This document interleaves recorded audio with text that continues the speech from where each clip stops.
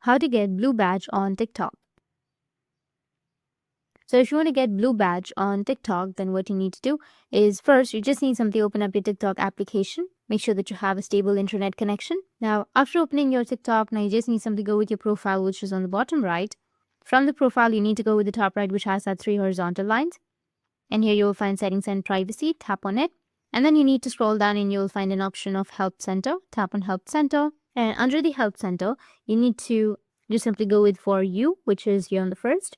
And then just scroll down. And if you find verified accounts or how to verify your account, you need to just simply click on it. But if you don't find it, then you just need to simply go with the bottom, which has need more help.